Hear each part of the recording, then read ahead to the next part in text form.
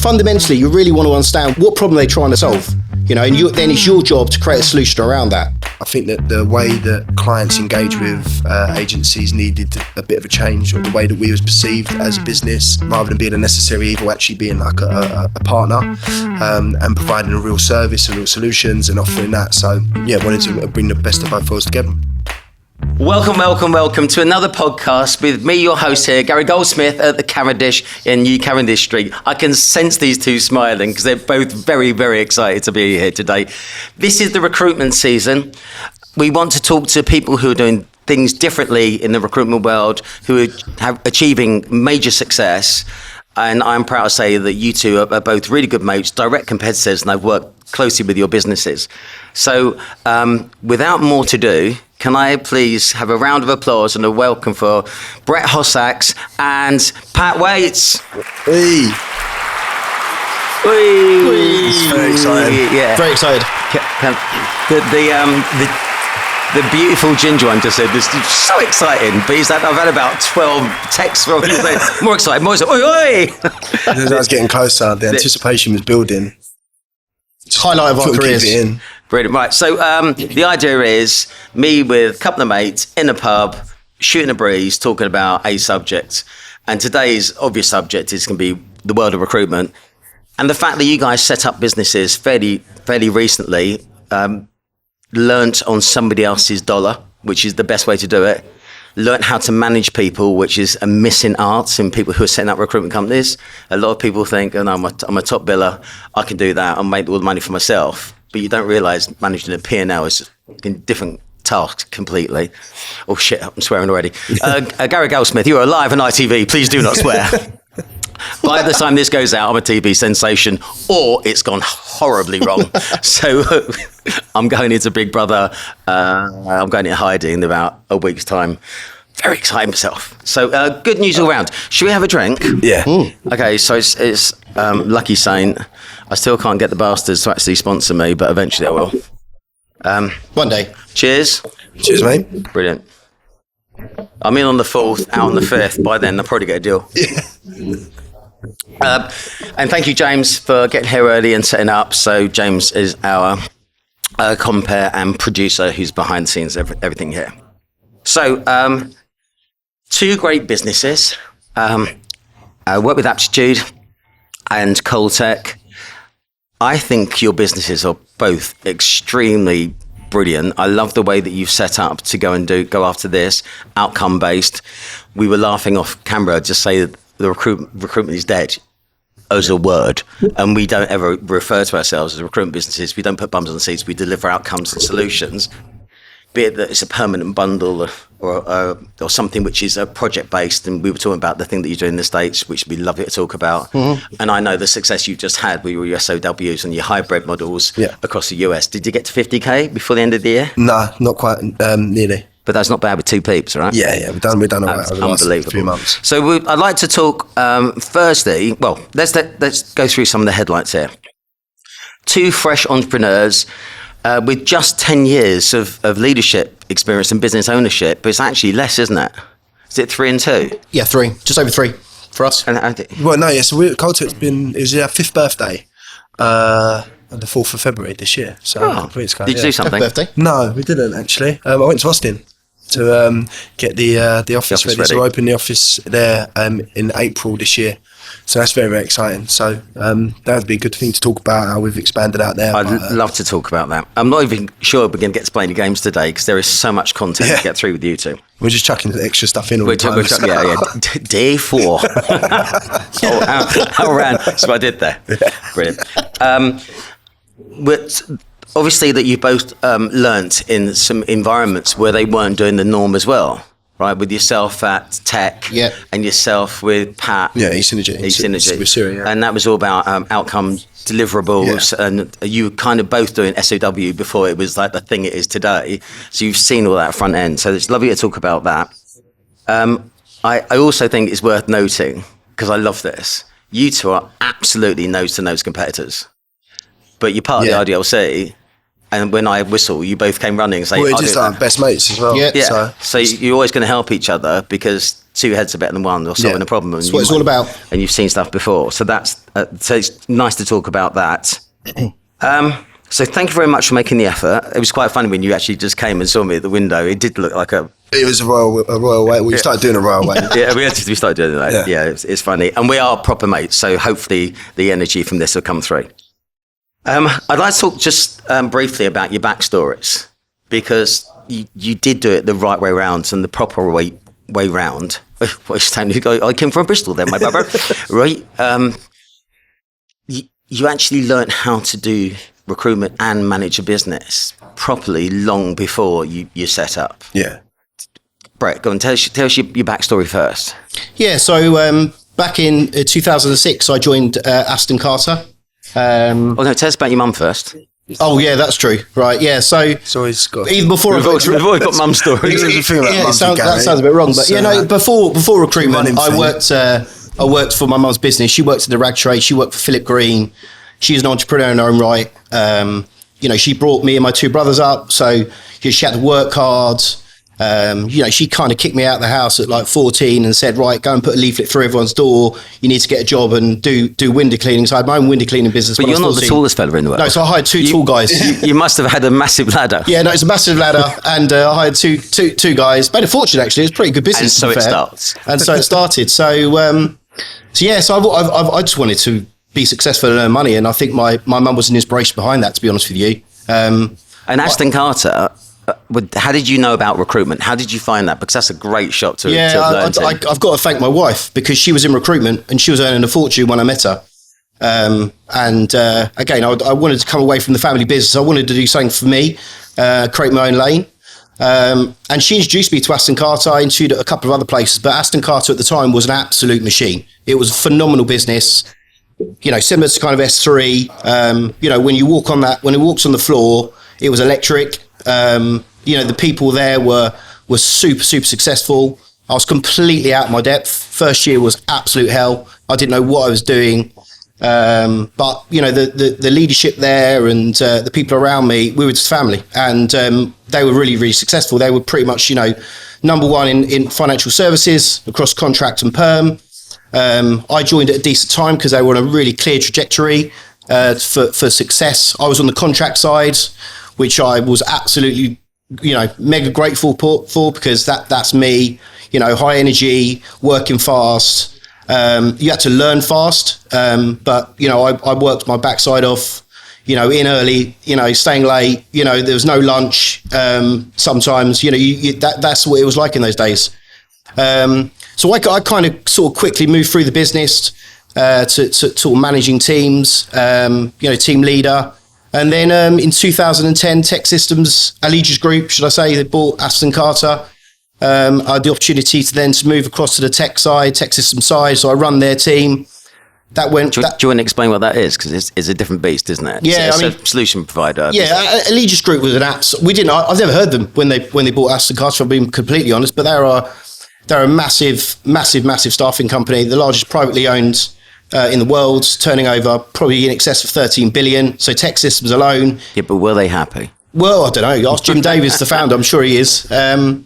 But yeah, they were a complete and utter machine. And at that time, they brought the concept of statement of work to Aston Carter. And as I said earlier on, the guys on the contract team weren't really sure about it. They were sort of the statement of work about how does it work. They were very reluctant to do it until one of the guys on my team won a project at a first tier bank and doubled his spread pretty much in a week, and then all of a sudden everyone's looking over and going, meerkatting. This seems quite a good idea to do. And I think, when we started doing that, our weekly weekly spread went from about 150 to about 270 in 12 months a week. So it was an exponential change. People's lives changed in the matter of a year or two. So I want to explore more how you sold that.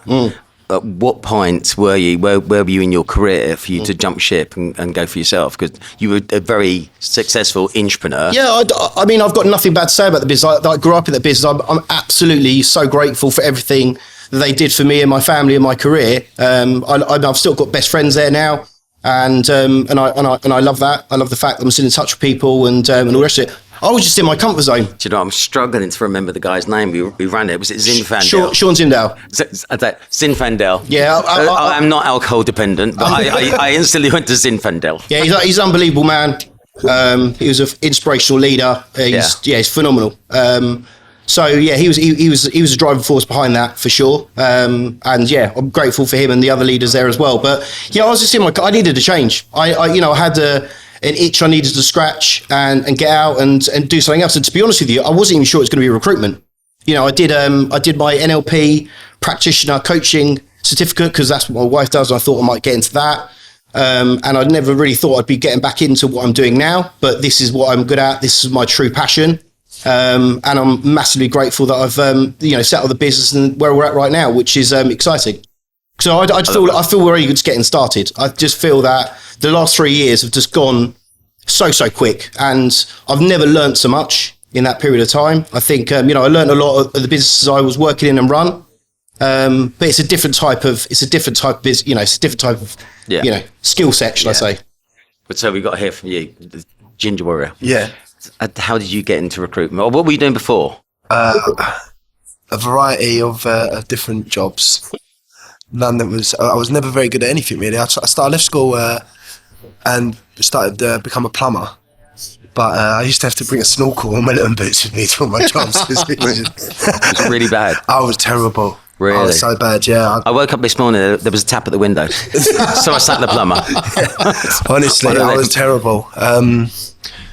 So that didn't last very long. Actually, it lasted a lot longer than it should have done. I was a plumber for like a few years.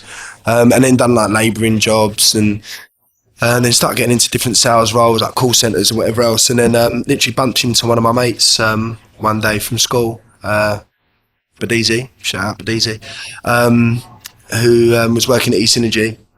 They was looking at bringing people in and they was offering a referral fee. So he's like, look, do you fancy coming in and we'll split the referral fee? So I was like, yeah, touch. I never did get the other half of it. But he sounds like a contractor. Yeah, well, so we've gone in. I didn't know anything about recruitment. It weren't it. I was like, looking to like I knew all about it, or it was something. You're the perfect hire. It's second job of salesperson, right? Yeah, you've done call centre work. Yeah, exactly. Perfect. So I knew how to get on the phone and everything else. And I started, and it was the same as Brett said. I walked in, so the sales floor was buzzing. It was a great environment. Everyone was. There's a lot of people earning some really good money. Pat and Siri were bright as the button. Yeah, Siri was. Siri's been massive influence on what we've done and me personally as well. But yeah, went in and similar to what Brett said, the first year for me didn't go very well. I think I hold the record for not doing a deal for I think it was like 12 months. I didn't write any business for. I was literally kept in the business in the company. But if you're working hard and they see it. I was just a fun guy to have around. I think. I was working with. I was working really hard. Staying late, cracking, just hitting all these the standard KPIs. But I didn't think for some reason something didn't click. And then after a year, finally it did. And then I started working a lot closer with Siri, and we looked at this sort of solutions. We started working a lot within the government. Won a piece of work with the Cabinet Office to do a technology transformation program, and it was sort of outcome based, and sort of again stumbled into it. Didn't really know what it was, but that went. Yeah, my book went from within 18 months from like 0 up to like 25k. Like from doing this, like Brett said, that the scale of being able to grow a book really quickly, doing this sort of project offering or selling solutions and selling services rather than people, transactional bums on seats was. It just completely it just changed everything, the way that we did, the way that the business worked at eSynergy. Everyone shifted into this model, and we just skyrocketed as a company. And as I said, everyone was earning really good money. We was all really good friends. We was all going out a lot, probably a little bit too much. But yeah, we just had a great time. And then I'd worked there for like 6 years and had built out the transformation division alongside a couple of others. And I felt that I needed a bit of a change. Just, I think, after 6 years in being in one place, and we've gone through a lot of really good highs, some lows, and everything else is good. Sometimes you just need to freshen up. So, moved to Rock Search, where I started building out a team for them, and that was completely different. So there was much more traditional recruitment, which was really helpful because when you're building a business, and as I've found out over the last 5 years, you have to have sort of like, well, we've discussed this as well, like repeatable models of work. Yeah. Ways that you can teach someone, say this is how to go about it, and then they can replicate it, and it becomes you to the power of 4 rather than you split over 4 people or 6 or whatever it may be. At eSynergy, it was much more sort of, everyone was just quite talented, I suppose, and we hit something at the right time, and we was able to sell that service and that solution. But there wasn't ever trainees that would come through as much. I might get 1 or 2, but it was mainly like a layer of people that was really, really good. So when I went to Rock Search, there's much more process driven, much more, it helped me focus on that a lot more, and helped understand how to bring a trainee through from knowing absolutely nothing to being a good the similarities, the journeys are completely different, aren't they? You've gone consultancy, then bums on seats. You were in bums on seats, then consultancy. Yeah. But you end up still setting up a business. But when you both set up, what was the sort of driving force? Because I always joke, the last thing the world needs is a fucking another recruitment company.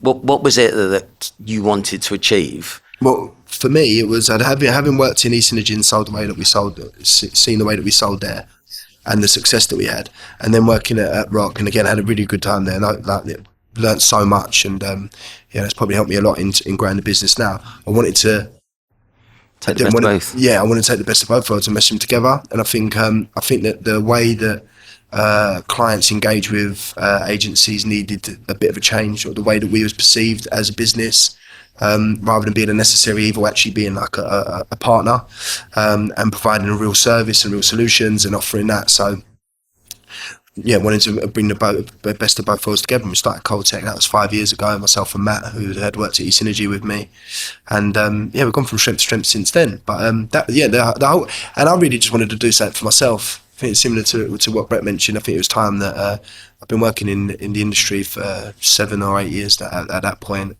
and felt that if I could bring the best of both worlds from that sort of transactional model and the process driven way of working, and this the solution selling, we could create something quite special. And I feel like we're on the way to doing that. Did it change the way you set your lyrics up? So how you presented the business? You didn't want to use the traditional recruitment, and you don't want to go and find jobs. You want to create need. Yeah, I mean, just to go back on that point, I think there's 2 reasons I kind of set the business up. Personally, I wanted to have a little bit more freedom, with a young family, and have that flexibility of doing things on my terms and doing things. And I think every business owner could probably feel the same way. Okay, but also I think to Pat's point, I think that one of the biggest buzzes you get as a business leader is really working with clients as a true partner. And some of the clients we work with are really cool. Like the startups, there's some really cool products, that they're at kind of seed level. So you're kind of seeing it through, and you really want to understand what problem they're trying to solve, and then it's your job to create a solution around that. And I think that for us is the interesting part, to work with these founders. Certainly, when they start their businesses and they're all brand new, is to really work with them on that journey. And if we can help them get there, then it's very rewarding. So a lot of the people that you're working with probably haven't done that job previously, no. and they're flying blind. So if you talk about lyrics and where you positioned your businesses, did you build products first and go and try and sell them, or did you go out try and ask questions? Because I think the world has slightly changed. It used to be about questioning, but most of this stuff's available in the public domain now. Yeah, I think there's a lot of information that, like, having been you've been in the sector, you've been selling services, people, whatever it may be, what people are going to need. There's people doing the problems projects, are similar. Yeah, everyone's got the same sort of issues. Whether it's they need to spend money, they've just received investment, they've got to grow their team for whatever reason, they've got to build new features. There's only going to be 5 or 6 different things that people that are a reason for doing something or doing a project. So we just built the lyrics around those issues, and then the products or the services, we just, rather than having, I think one of the problems we did have when we started looking at this more solution or product based sell, We had like 10 different things that we'd offer. Oh, if you need this, then it's this, then it's this, then it's this. But it's like, well, actually, if we just get 3, here you go, it's Keep it this. simple. And you need, like, It's a curly whirly, it's a Mars bar, it's a Snickers. Yeah. It's if you want a virtual bench of people, so you can call upon services, as and when you need burst capability. There's a rapid response team. You need a team to come in, deliver something, and get out. Or you need a whole full project solution. We can offer that as well. So it just sort of goes up the scale. But I think one of the issues that businesses do have is trying to become product based or solutions based, and then having Too many. and then you're trying to teach your people that Too many work things. for you too many things, and they ain't got a clue and they can't do any of them right. So it's rather just 3 different ways of working, and there you go and sell them. And I think it's quite interesting because a pair of you have both got your natural competitors to consultancies. You are a genuine alternative. So rather than actually, and those consultancies that generally used to come to us for contractors. Correct. You mentioned Deloitte to me earlier. So, and they were just taking a margin on their contractors. So we could be as agile and fully equipped by using the same people, but not take massive margins. So that's a genuine alternative to consultancy. Or we can help the consultancies when they get a depleted bench.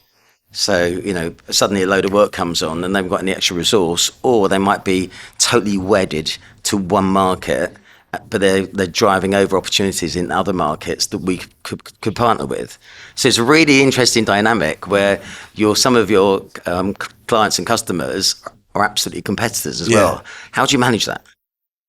Don't tell them. So, I think the larger consultancies that we'd work with, they're probably not our competitors. Like, we're not going to be, we're not competing with an Accenture or a Deloitte or whoever it may be. If we're an alternative to a consultancy in the sense that we can take small pockets of work or smaller pieces of work, we're not going to compete with Deloitte. So it helps. I mean, it's a good sell to have, that we can put these teams together really, really quickly. Just say, in comparison to maybe a larger consultancy that we're more commercially viable, it's not going to be as expensive. Definitely not cheaper, but more commercially viable. Okay. Well put. But as I say, because we've come from a recruitment heritage, or we've got that background, we can build teams, and we have the market knowledge and the understanding of where the top talent are, what they're doing, what they're thinking, how we can, and we build those associate pools of people. So if a consultancy has, as I say, a depleted bench, or they win a large piece of work, we've got that virtual bench there ready to go. Capability as a service. Capability as a service, so people can call upon that, and then we can turn things around within 24 hours. So it helps a large consultancy, because they know they've got a partner like us that can help fill the gaps. And as you say, in other senses, we can partner and go into pieces of work together. Like in the public sector, we do this quite often, where we go as an ecosystem of businesses, where one partner might be really, really strong within data, for instance, or they might not have capability within DevOps. So then we'll be able to provide that capability there. That's happened to us as well, where the big fours working the main project, they're falling behind, and they need us to come in and accelerate that and get things back on track. And that's exactly the kind of business that we will have, to be honest with you. So that's happened to us a few times as well. So and most of the time you're working a hybrid model. So there's time materials and maybe trigger, milestone to get an extra payment. Yeah. Is that the easiest way to actually operate it? Because the funding for this is slightly different from most organisations. Yeah. If you want to ID it, they don't really like the fact that everything is based on a trigger point. If you miss it, then time and materials is definitely a much more straightforward way of doing it, and that's what we try to stick to. And to be honest with you, a lot of our clients prefer that, because they know what they're paying per day, and so on and so forth. Because when you come into like a fixed deliverables or true outcome based work, we've done a lot of it. There's change controls that are involved in it. It can become quite messy, because you have a set statement of work, set deliverables, and the client, as you're going through the work, it's like if you're building a house and all of a sudden you go, do you know what, just can you go in there and paint that wall as well, or whatever it may be, and it's like, well, that's going to cost X, Y, and Z, and then it drags on. So why businesses like to work with companies like ours is because we can put the teams together. I think this is probably definitely the same for Brexit. We speak about it. So like, put the team together at pace, the same quality as a consultancy, but you know what you're paying, rather than having to go through all the layers and layers of governance. Yep. Different PMOs coming in, different architects to try and do a simple job. So we just form that team together, and they can go out, and then you just pay for the days that they work. And if you do need to add some extra work in, that's fine, because then we just add an extension on the contract. But yeah, we have had the outcome-based work as well, which has been good. But again, it can get messy. It's sophisticated. You need the right people around you. You need the right team behind that. I was going to come on to that, because having some advocate. Sorry. Just noise, isn't it? What? Non-alcoholic? Oh, so another thing. Imagine it's 5%. It's too early for alcohol-ish. Having the right advocates around you, so you can actually scope work, price it, build the team out around them, but also leverage their relationships, their black book, even. Because I know you've got 4 who you guys that you rely on. We've got we're in the US. We've got a CISO, a CTO, CIO, Chief Digital Officer, all the C's, all the C-suite. C-suite.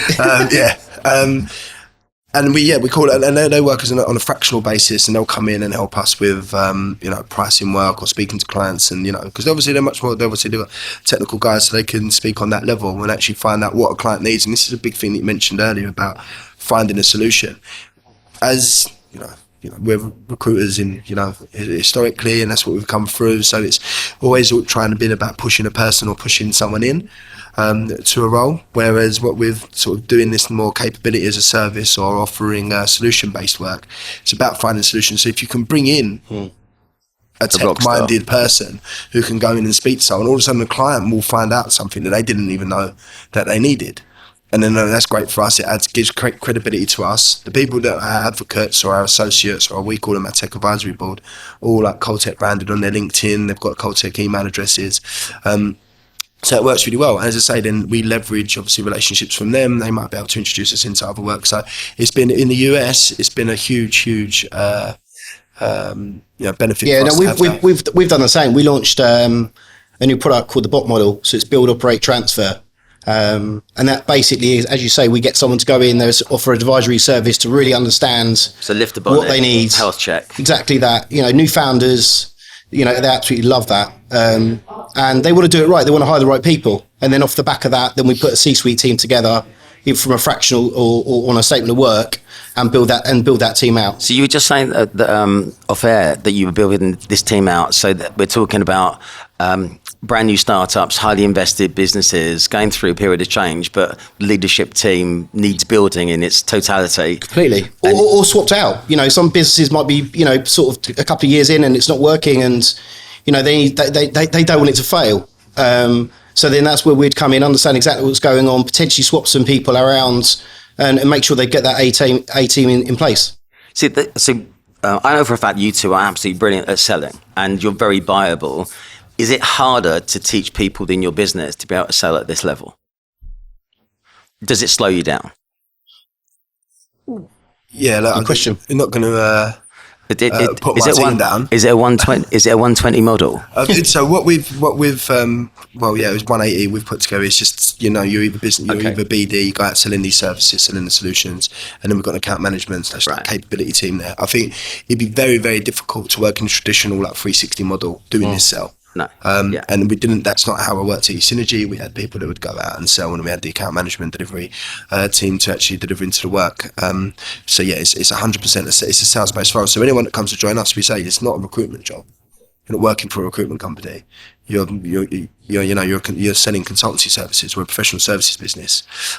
So over the 5 years, that's developed and that's changed. So we've had to adapt, and we've had to learn, because it has got a different way of working for a lot of people when they come into work. If you've hired people who've got experience in recruitment, it's a little bit hard for them to understand. You need to have people that can sort of take in information. People sell software solutions somewhere, but they're on such big tickets. It's quite expensive. It's difficult to get those type of people. But in the US, again, I'm always going to go back to that, because that's what we've been growing much more recently. Just come back with meeting people that can work for the business, and have all done sort of tech sales or professional services sales of some type, because that's it's a transferable skill that can come into this, rather than, and we don't need to teach them how to do the recruitment side, because we've got that account management function built, and it's worked really, really well.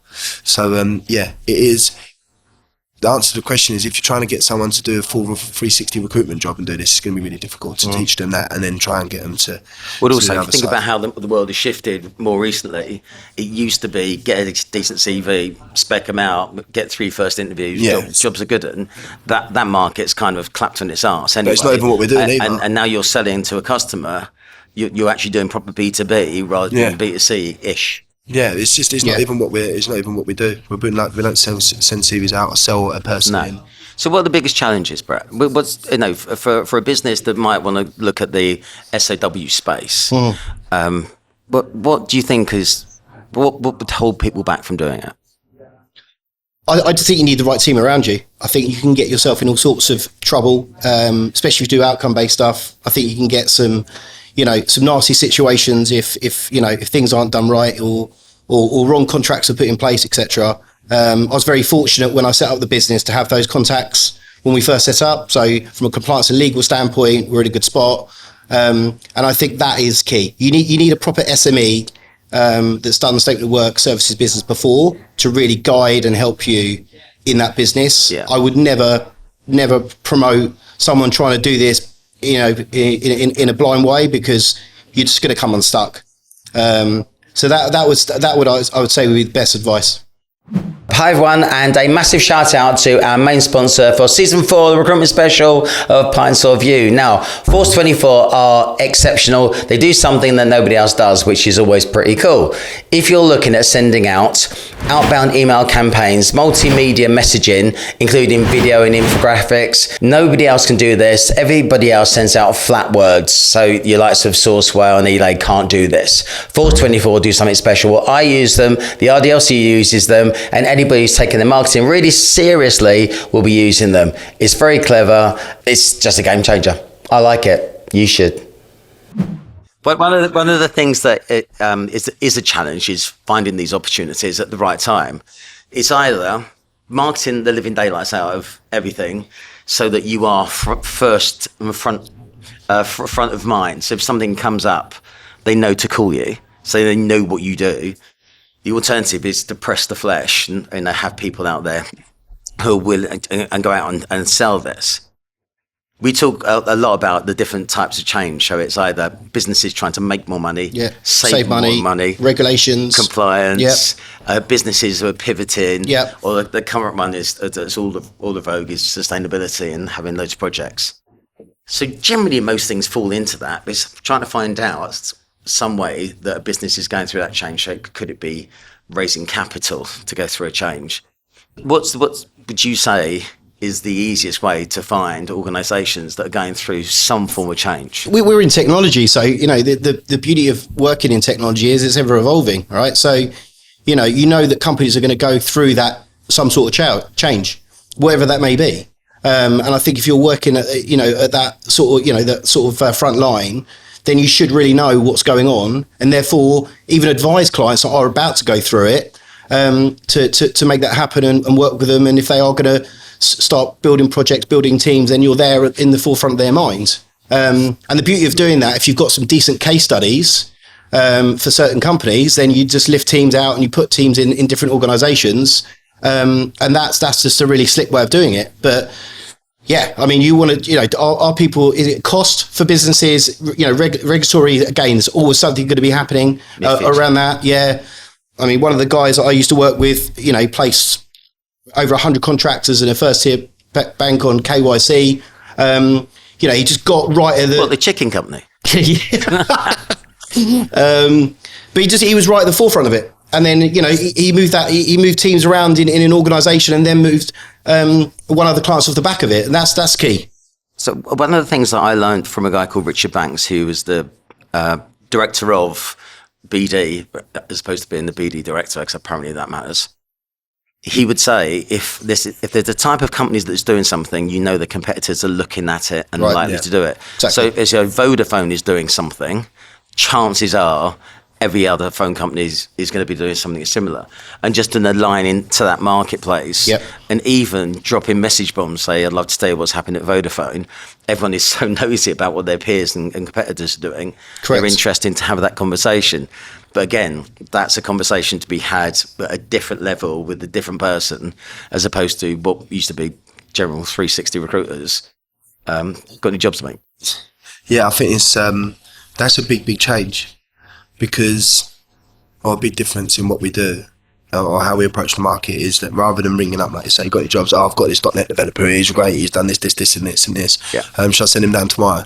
So, well, no, that's not how we're going about it. It's ringing, like you say, using the market information, as Brett said, ring technology, there's lots of different ways, available. lots of different platforms of things that you can find out information on. And as you say, if you know that one thing's going on at X place, you can use that and go and say to the same company, oh, well, we've been involved with X, Y, and Z. We've done this recently with these guys, and is that something you're thinking about? And again, it's much more selling or offering something before like trying to just, rather than ringing up and like, I've got this, do you want it? It's like, oh, I've heard about this, do you know anything about that? A lot of the stuff that we do is around, we do meetups, webinars, the Austin Tech Leaders podcast. Yeah.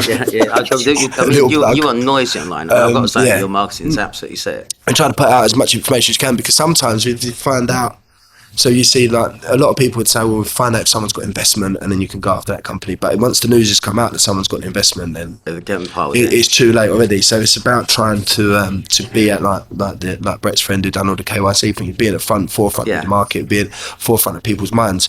But a big issue that we had with the market is you need to get, like, it has to be like the right tone.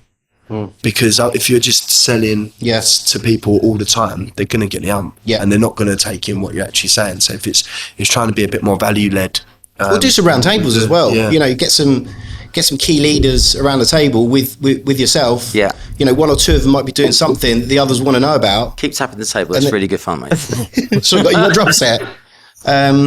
And then obviously you're there, you're present, and then you can work with those other clients as well. So that's another nice way of building. I'm a massive advocate of all that stuff. It's a concession of obligation. Keep giving away. It's just building your presence in the market and people know who you are. And it's less salesy as well. Yeah. So it's much more fun. Yeah. And also, it is the fun element of the job, isn't it? Actually, the client stuff and winning business. It's much more fun doing that than actually filling the jobs. Yeah, that's kind of easy. It's especially now if you win a project. What's your conversion rate? So if you look at the business pipeline, how many calls to get a lead? How many leads to get a proposal? How many proposals to get an offer? How many offers to get a project? But what's do you want those numbers? Yeah. What's the if you go, we went through this the other day. Actually, like calling. So we do, obviously a lot of what we do is phone based. Still, it is a very, very good way of getting hold of it. Well, if you can ever get hold of it, but it is a good way of getting out there. But you're looking at like 30 dials to get hold of someone, to get through to a person. And then probably about 10 conversations to get to. It's last quarter. Over the quarter, it was back in the last year, 7 conversations to get like a meeting in which we would sell the services, and then from those meetings, it takes like 4 to then get like an MSA out. So there's a huge amount of work that goes into it. I also think you were very generous with one of the groups once. And you said when you originally started out, your contracts were really long. Yeah. And it became an absolute blocker. So simplifying everything you say and do makes it so much easier for them to say yes. We just tried to make it as easy to work with us as possible. Our contracts, because we had like recruitment based terms. There's like 14 pages long. I didn't even know most of the stuff I was in. I'm not going to read it. Cheers, Rob. Cheers, Siri. And it was like, well, this is, and every time we'd send them out to clients, this is in the UK and the US, every time we send them out to clients, there'd be red line after red line. You have to do so many retractions, you go backwards and forwards. And it's like, look, can we just make it really straightforward? Just give us like an MSA. So we do the standard MSA. I think it's about 3 pages long. This is it. And then everything's based on the statement of work. So then this is where that's an attachment that sits on the back of it. Yeah. Dead easy. It's so straightforward. And then we've seen from doing that, I won't tap the table. From doing that, businesses has skyrocketed because it makes it so much easier to work with. What question should I ask you? What question do you think that people? By the way, you've been so generous and open about this stuff. It speaks volumes of what you're like, and go and work for these two because they're lovely. What question would you say? Oh, you should have asked me that, G. Why? I know we're going to do this on the wheel later. Expansion. Well, we can wait and do the wheel. Yeah, we should do Okay, we'll do the wheel in a second. Yeah, okay. Yeah. Brilliant. I whispered next to the mic. You actually leant into It's supposed to do Sounded good. Sounded good, Pat. As soon as I've done something wrong as well, I was like, oh no. Fucking hell. Unbelievable. You run a really successful business. Big shout out to IDLC, although I'm a big part of it. The IDLC have, in their infinite wisdom, decided to sponsor yet another season, the recruitment special of Pints of You. You must have been living under a rock if you run a recruitment business and are not part of the IDLC. It is the game changer and it is the best network for people who are aspirational and trying to achieve something very clever. A network, a community, hookups, meetups, the best deals on all of the tech that you actually need. We go kicking the tires so you don't need to. It gives you an opportunity to ratify your decisions, be part of something that's bigger than you, and there's no need to be lonely at the top of a business. Now you've got 300, we are Sparta, against the rest of the world. So it's us against everybody else. It kind of works that way. We've kept out all of the idiots from recruitment, apart from me, but, you know, they need me to make it work. Thank you, IDLC. Hopefully see you soon. I was just talking with the chaps, and they said, "Yeah, we're making it sound really easy. It's not." So we've titled this part "Shit Bits." He hasn't got a song for shit bits. You got a song for shit bits? I'm going with a strong. No. Shit bits. It'll have to do. Fantastic. See what I mean? It's brilliant. I'm paying a lot of money for that. It's worth every penny, mate. What's the? It's hard, right? Yeah. I mean, if you think about what you guys have done, set up, COVID, that came in like a wrecking ball, and also taking and managing a business and going through change and reinventing the wheel, effectively, isn't it? There was no kind of definitive blueprint on this. It was all make it up as you go along. Yeah, we started the business 3 months before COVID. So you start with all that energy and excitement, and then, you know, COVID hit, and sitting in your underpants in your bedroom trying to do some deals. So it was a scary time, really scary time. You know, especially with a young family, you're taking the leap of faith. But you know what? You just work your ass off, and you make it happen, and that's what you did. And I was laughing about this with my wife last, because I hated going on Zoom. You know, I hate being on the camera and all the rest of it. And she always used to say to me, "Look, why are you meeting these? You know, why are you going to so many face-to-face meetings? You're using up time traveling." And I said, "Why don't you do it on Zoom?" And I said, "No, I want to meet people face-to-face. I think it's important," which I still do. But I think it's really important, probably more important now than it's ever been.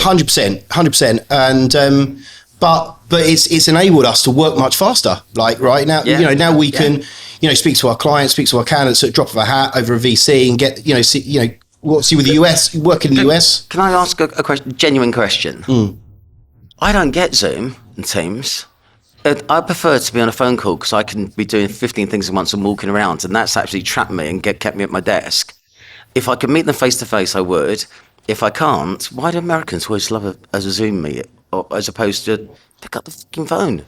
I prefer to look people in the eye, to be honest with you, and and I'm sure they do as well. But apart from when you see this face, maybe it's a mate. Yeah, face for radio. It might be an age thing. Yeah, exactly. Yeah. Bad Wi-Fi, camera off. I think it must be me, an age thing.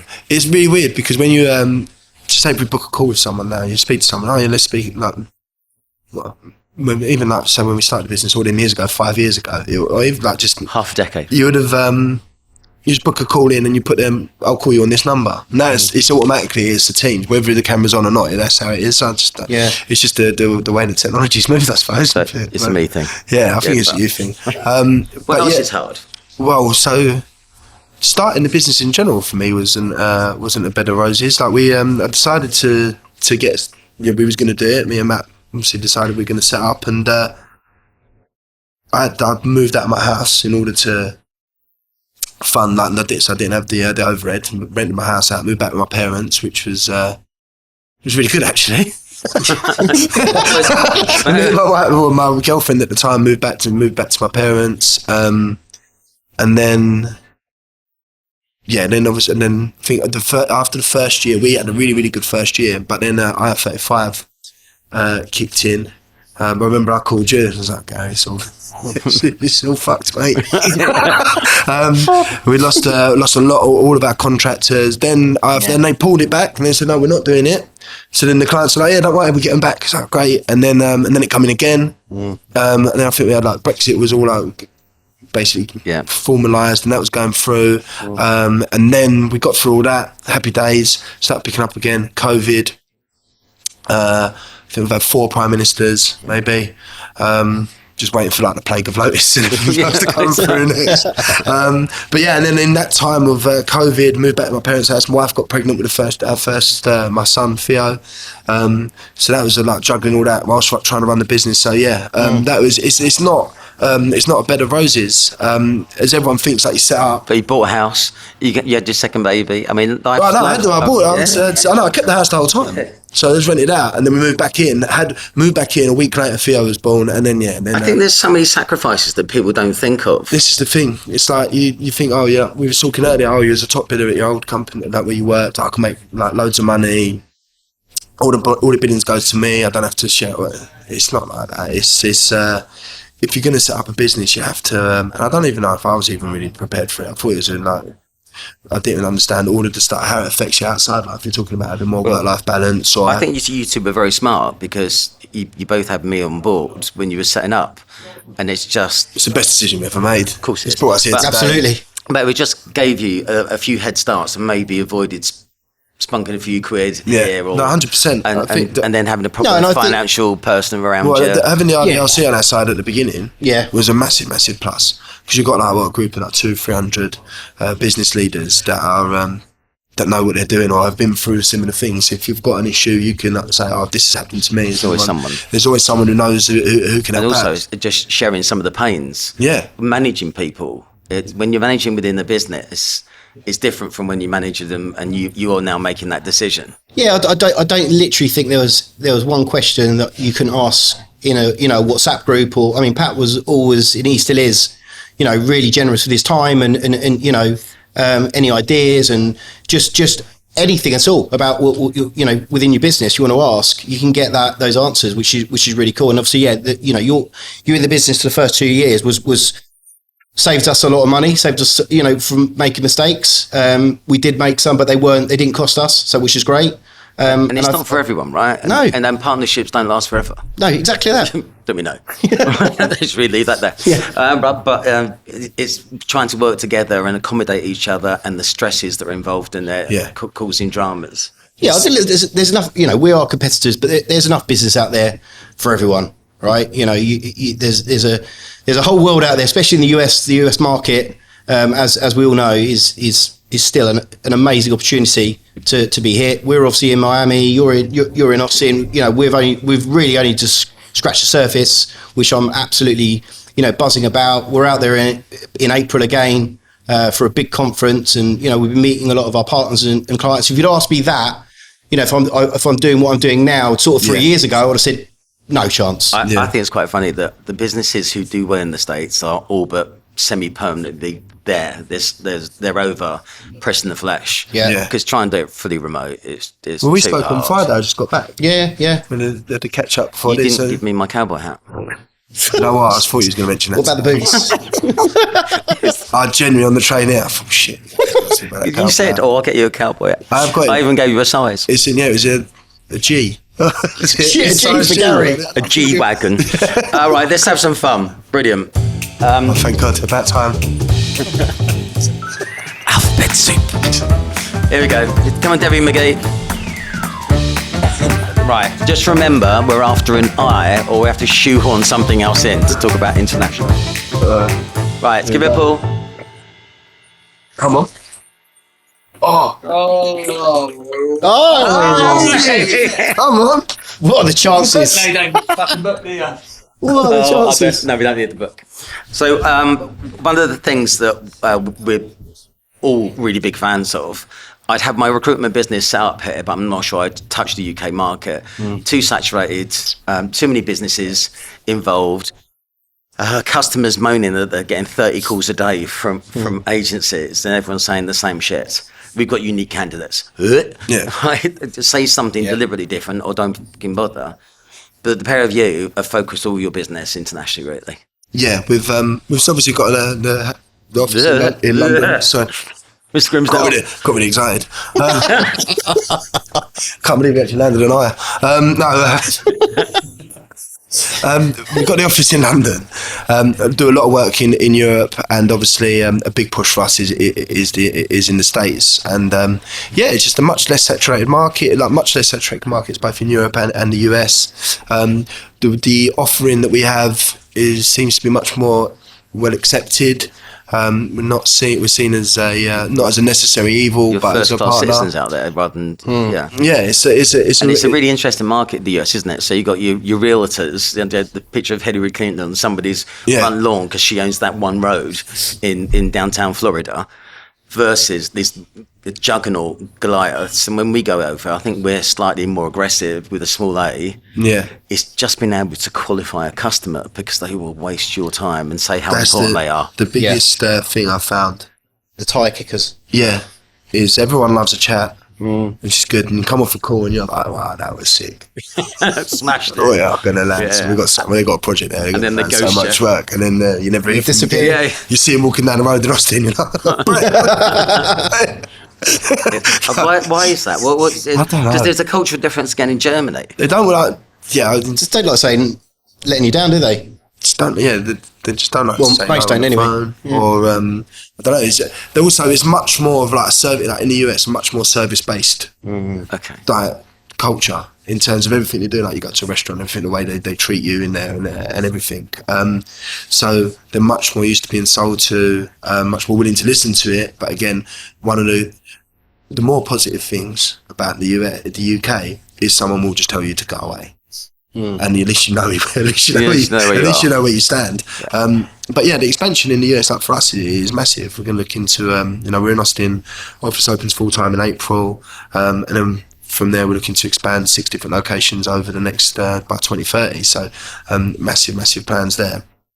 And we was talking before about the lack of how saturated in the UK was, like 40 odd thousand. Yeah.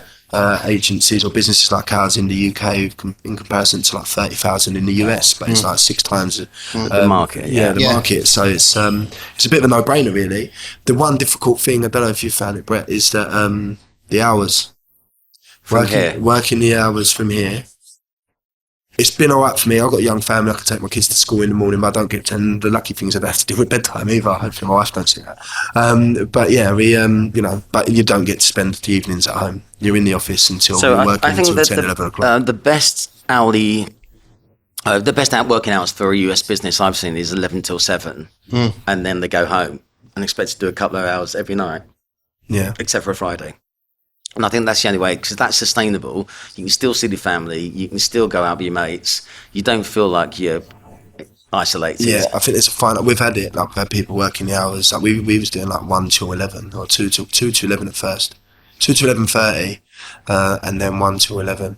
I think on your side though, correct me if I'm wrong, but the hours are only the hours for a while until you obviously potentially move out there, and that's the draw, right? Those are the individuals that you kind of want. You want someone that wants that opportunity, whatever age, to have the opportunity to move to Austin, Miami on a full-time basis is an unbelievable opportunity, isn't it? Is that the best model? Because I know Darren Mills said that's the reason why their business ITS got up and exited so quickly, because they got it working in Atlanta, and they managed to hire brilliantly, because it's quite difficult. It's a minefield of hiring in America, because they all sound amazing. Yeah. But they are born lazy. God bless America. But sorry, I do realise you're going there. But Gary's thoughts are not. yeah. I'm not shared. You get not on the share by everybody, but it is hard. But when you're trying to grow a business there, it's expensive. Yeah. So you're talking 80s, 90, 100 grand for rookies. It's a, But It's the a difficult fees balance. are 1,200, 1,400 versus. And also depends on location, the costs as well. 720. taxes. It's that is a big. Like, so when we started doing the US 2 years ago. Now it's like them flat footing, like draw a line in the sand, going to go out and do it. We didn't have any like knowledge of what the tax laws. Every state's different, you know, the cultural differences in each place, and so on and so forth. So that was a huge learning curve. And then when you look to open a business out there, the cost of people. So the salaries that people are expecting in comparison to here, it's, you know, it might be double. Yeah, it could be double. So then you look at, so we looked at incubating the team here and moving them over. For, you know, one reason or another didn't quite work out. So now we're hiring out there, like Americans to come and work straight away. I think it's can be a fine balance. Some businesses have got their team from here and moved them over there straight away, and it's worked really, really well. But I think you have to, if you're going to incubate people here, it has to be for a period of time only. You have to pretty much have the money ready to go, and then say, we'll work here, build up a bit of a market for 6 months, and then go. We just started. We didn't have anything put aside for it. We was like building it from the ground up from here, and it takes too long. So working hours here, it affects people. It's not. And also, not the best way of doing nothing it. is a straight line, is it? So you have mistakes. The nice thing is, even though the pair of you, I know you've both been bashed in the nose, you learn from it. You strap in and you go again. We just find different ways of doing things, and alternative ways to say what works for one business might not work for yours. You just have to just get, and that's what being a business owner is, isn't it? But you got to do your research. I think, you know, PGC, as you know, have been fantastic for us, and I know they work with other firms in terms of helping you know, launch your business in the US. Yeah. And they've got a ton of information they can go to. We've obviously got the WhatsApp group on the RDLC as well. That's noisy, if you've got any, especially at the moment, if you've got any questions around anything, you know, because every state's pretty much a different country, isn't it? Right. So you've got different laws, different taxes. And I think you guys are being really smart about this, and any business currently that is trading with different economies is just smart. Yeah. So it's a global world, and you can deal with everything. Just got to sniff out the opportunities, haven't you? And then make sure you don't do anything that's too risky, illegal. Yeah, too illegal. Right, I'm going to ask you some fun questions. So quick fire round. Oh no, let's cut the desert island. Let's do that. Right, I'm going to go alternatives. Maloha. Right, so this is the quick fire round. Most people don't get the whole concept of quick. I was just the day that Wilmslow opened up their first McDonald's, and I've gone in there at lunchtime. It's absolutely rammed, and there's that one person running around, and by the time I've got to the front, I said, what on earth is happening here? He goes, back off, mate. It's lunchtime. All the staff are taking the time off. Why would you let your staff? So the whole idea of fast food, it just actually was lost in Cheshire. Right. Brett, one wish. stay healthy. Okay. One prediction. I reckon Trump's going to come in. Yeah. It's the shoe-in, isn't it? I mean, how? But Yeah, depends on what happens with if they can let Joe Biden run or if they try and replace him. Let's see how it goes. It's going to happen. well, the thing is, they should know with Trump, he'd press the button if Putin gets all Well, he's going to stop the war in Russia but I do think Joe Biden would struggle to find the button. I was trying to think of an actual prediction. Things will get better. What's your name? D. Reed. That's a song about that. Things will pick up. Look. The best moment you've ever had, you can't mention your children or your wife. Oh, God. It's got to be the kids being born, surely. No, right? I said you can have that. Starting the business. Okay. You have to have a tattoo today. What is it? I don't know where you're going with that. Is it Hammersmith on your chopper or something? No, I just have my kids' names. Nice. Sloan and you do Fiona. that. One do-over. So if you something in your life you think, oh, didn't do that well. Last year, Do you think you could have done it better? definitely, 100%. Make changes earlier, done things better, 100%. Okay, I think that honesty is brilliant. One guilty pleasure. D-Ream. 90s pop. 90s. Oh yes, what band? I think he was joking. I was joking. Oh. Yeah, Dream. That was 90s, wasn't it? I like that. Yeah. But 90s pop. Yeah, my favourite band was actually Bewitched.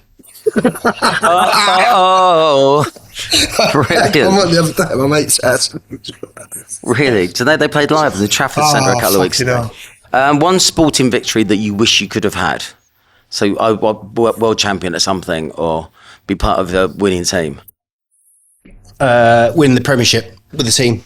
With Arsenal. with a team. Play for Arsenal. With a team. Yeah. You don't Part of the Invincibles. You don't Yes, see. part of the Invincibles. Oh. Up front with Thierry Henry, if I could Okay. do that. One person you wish you could have met from history or would love to meet who's current. Muhammad Ali. Decent. You still training? Yeah. Yeah, I am. Tyson Fury's dodging me now since. You train with Nut Tyson. that is very. Tell us about that. You box with Tyson Fury. Yeah, a friend of mine knew him, and amazing. went out. We flew out. He was in Cannes. I don't even know. He definitely didn't invite us because he looked really shocked when we turned up. And then I think he was just getting ready for the Klitschko fight, and then we just trained, and I got the opportunity to get in the ring with him and just move around. You still got the fastest hands in the world. Yeah, well, that's why it got me in there, just to practice for the speed. Yeah, Absolute bullshit. That's amazing. Sign him up for his absolute speed and bullshit. footwork. One food style or substance that you could eat for the rest of your life. Asian. Okay, whereabouts in Asia? Because that covers a lot. Japanese. Okay. Japanese food. Love it. Brilliant. One luxury item you can't live without. Don't say your phone. Don't say your laptop. Don't say My computer. children. Luxury Are they item. luxury item? What do they wear? It's like I couldn't live without it's my children. But your wife. Yeah, Cuspy. You can deal with that one later. One mantra that you live by. Don't wish for it, work for it. Oh, He prepped that. You were- Oh, you I did. that. I really good. No, I'm joking. But it's a good one. It's a really good No, one. it's work things hard. will get better. Yeah. Last question. One book to read. Oh, I read a book. Well done. I know. Leave it there. No. What menu was it? I've read a few books recently actually. The Art of Thinking Big is a really good one. Cool. I read recently. I would recommend. Did you do that whilst you started planning the American invasion? Because that's gone to a whole extra number of offices that we weren't talking about. We got since then. So that idea of going and expanding in the US happened over the last 6 months. But yes, definitely. Okay, and let's just go to the advice for the 18-year-old you. Should we go back in time? No. That just gives you 30 seconds of thinking time. So, Brett, you've got an opportunity to whisper into the ear of the 18-year-old Brett Hossack. What would you say? More self-development, 100%. More learning, maybe a couple of mentors. When I was younger, like to kind of look towards or look to be or aspire to be. But 100% more, I would have done more self-development around all sorts of aspects of my life, which I've started to do, which has been awesome. Well, it's a bit late now, isn't it? Yeah, exactly. Yeah, it's too late. But yeah, that'd be my answer. For yourself. I think everything. It happens for a reason. Yeah, Is I that think where you're everything. Everything that I've done has led me here. But I would say one big thing I would have said to an 18-year-old me is just don't be a dick. I've been doing a dick quite a lot of the time. No, I'm joking. A lot of stupid shit, and but it's led me to hello, Pop. Yeah. So yeah, probably just just don't be a dick, mate. Probably just arm around the shoulder like that and say that. Oh, that's That'd nice. be it. Oh. But other than that, Right. yeah, I feel kind of right. I think this has been brilliant. I think your generosity in the advice you've given is absolute corkers in here. And I believe wholeheartedly you guys can absolute rock it. And it's a good year to go through the gears. In every market, in any economy, there are winners and losers. And I happen to be surrounded by a couple of winners here. So thank you very much for giving up your time today. Thank you. Is there anything that I haven't asked you that you think I should? About anything? No, we'll leave that alone. No, right. all right. Okay, so I'm just going to, as with everyone, I give famous last words. So an opportunity for you to say something, do something. What would you like to say or ask or play that we can just wrap up with? I'd just like to say good luck. Yeah, good luck in the next month. Next month for what you're doing. I'd like to say, yeah, Very brave. really, But actually, that it would have happened by the time this Oh, comes right. out. Oh, No, Congratulations, really proud of you. you. Oh, We're really proud of you winning the. What the fuck did you do on day 3? Oh yeah. What were you with Timmy Mallet in the toilet? Someone said, someone said, did they have alcohol there? I said, do you not remember Jay Goody? We shared a bottle of Chablis up at Oh, yeah. So as long as I don't do that, I think I should be all right. Brilliant. And by the way, that's the worst kept secret in the world. So yeah, brilliant. Thank you very much, Jamesy. Thank you very much as ever. Thank you for tuning in. See you soon.